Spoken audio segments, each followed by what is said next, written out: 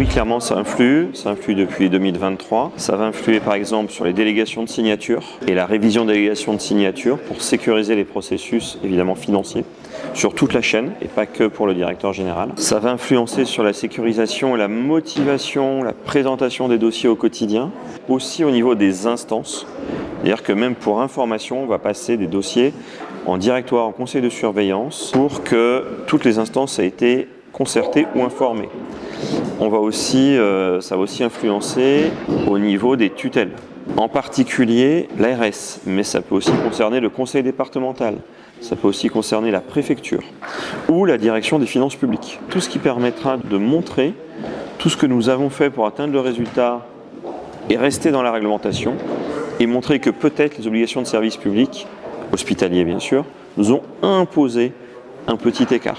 Donc oui, au quotidien, ça demande un effort supplémentaire, ça demande une traçabilité supplémentaire et c'est le prix de la sécurité juridique.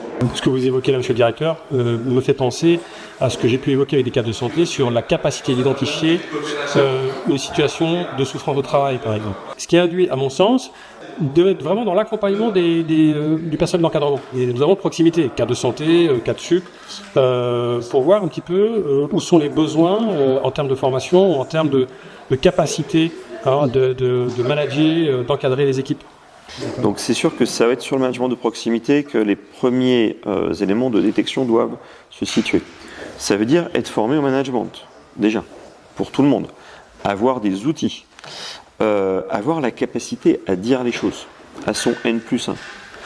Avoir la capacité à chanter le N+1 s'il est bloquant.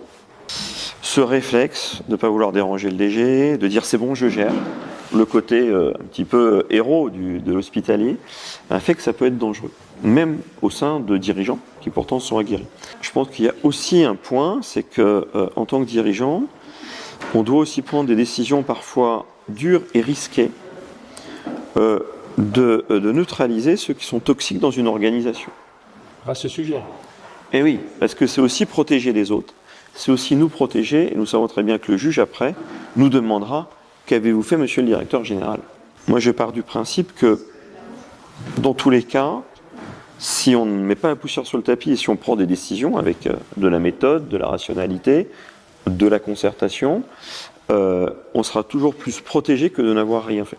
Vous avez assez bien résumé à mon sens, c'est-à-dire que je suis premier responsable de l'institution et si il y a un dysfonctionnement dans le collectif, c'est ma responsabilité d'écarter ce dysfonctionnement, d'y mettre un terme. Et la décision parfois est douloureuse, c'est pas facile, mais il faut la prendre. Avec en plus un élément très hospitalier qui est nous ne pouvons jamais fermer et nous ne pouvons pas fermer un service de soins. Et nous sommes ouverts en permanence. Et ça met une pression sur les équipes, mais de l'équipe de direction jusqu'à l'aide-soignante, pour ne pas fermer, être en permanence, on continue ouvert. Et ça, c'est un élément très particulier sur l'hôpital, qui se ressent en fait comme une chape de plomb. Et globalement, c'est pas neutre, parce que ça accentue cette pression psychologique sur le collectif et sur les individus. Ce qui n'existe nulle part ailleurs. Nous sommes le seul à être ouvert H24. Ouvert physiquement, tous les jours et toutes les nuits de l'année. Il n'y a pas d'autre entreprise ou service public qui a cette mission et cette obligation. Et donc un grand merci. Merci, cher maître.